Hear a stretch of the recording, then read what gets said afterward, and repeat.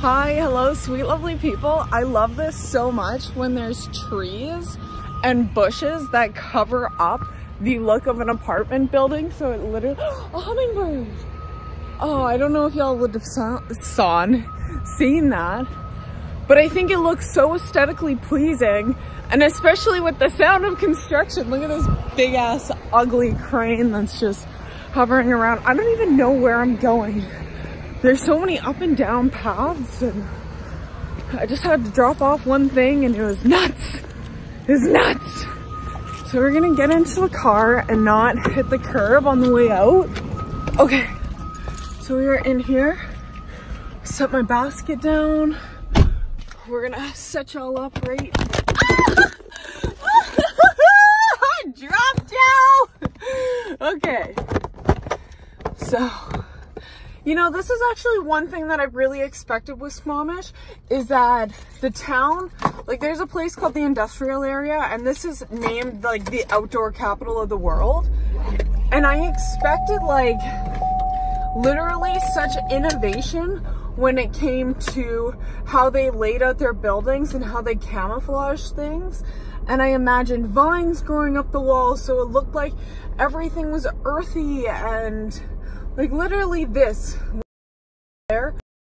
But I expected it like in the industrial area. I imagine there should be hedges that cover up like the like have it look like the buildings are sitting on hedges because of how they're grown. And I get it, you can't see what you're looking for, you can't see the buildings, but it just looks so ugly driving around in the outdoor capital of the world.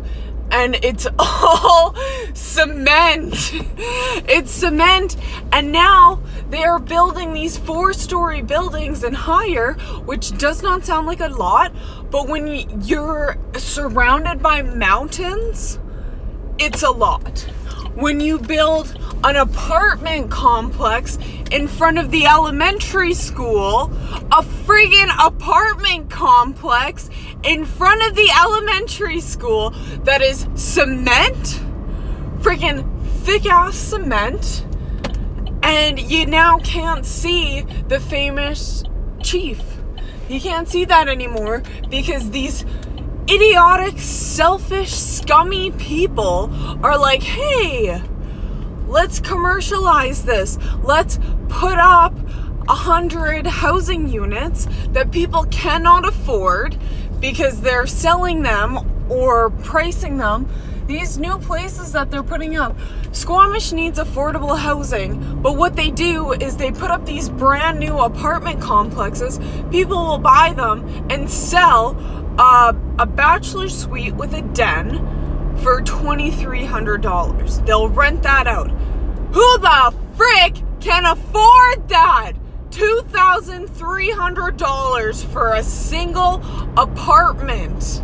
Single bedroom apartment. I'm sorry. We need affordable housing here. People are renting out their basement suites for $1,800. $1,800?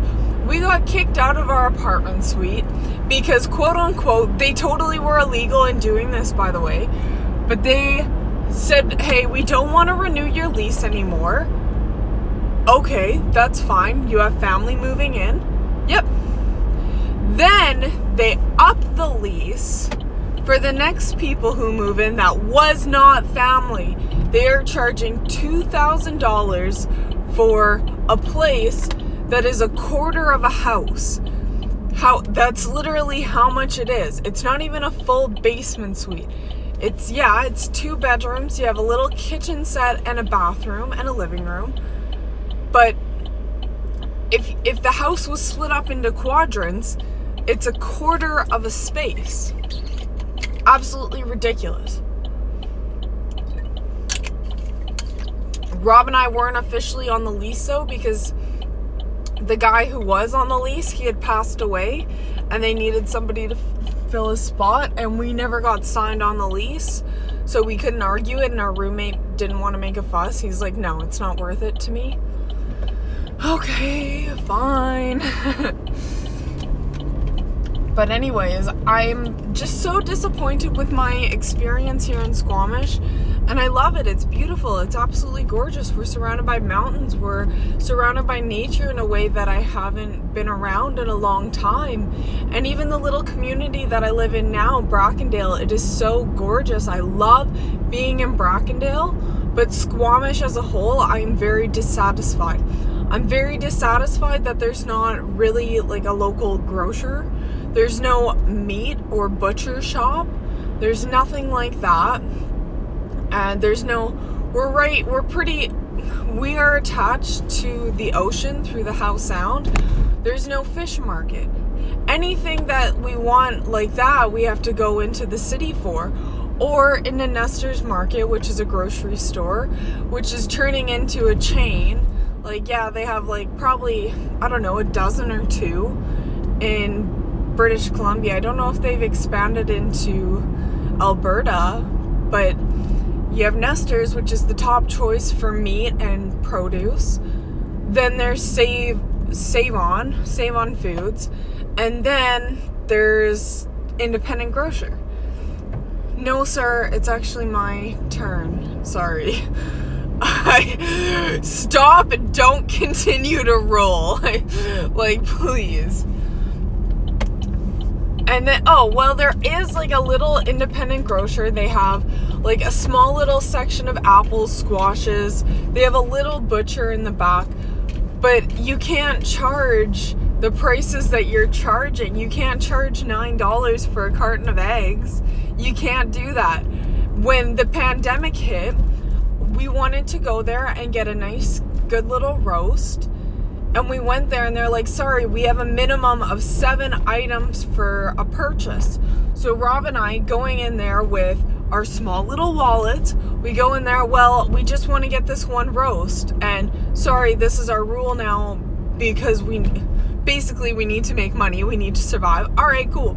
So we try to struggle to get 7 items, well, 6 more items, and it's like, well, we don't really need anything that we would need, like sauces we have apples, we have all that stuff. So it's like we grab a squash, we maybe grabbed a couple apples, but we ended up not buying anything because we weren't gonna spend $70 on 7 items. I'm sorry, it wasn't gonna work. And take in mind that the roast was a pretty good chunk of money, but still spending $70 on 7 items, like, I'm sorry, no, like, it's just not gonna happen. When you're grocery shopping, there's nothing worse than spending like $10 on an item. Like, I shit you not. It's so devastating that they had to do that. And I haven't been back there since because I don't want to create a scene. For starters, I'm a loudmouth because I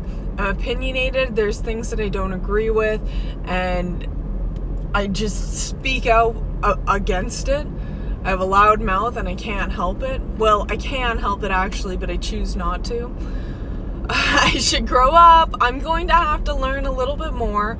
Now that I'm hosting a baby, I'm going to have to settle a little bit more. But I will say, I'm very disappointed with my Squamish experience as a whole. And part of that too is with the Olympics coming in Vancouver back in 2010. It really destroyed the town, it destroyed the culture, and it invited a new demographic, a new kind of personality into the town that really destroyed it, essentially.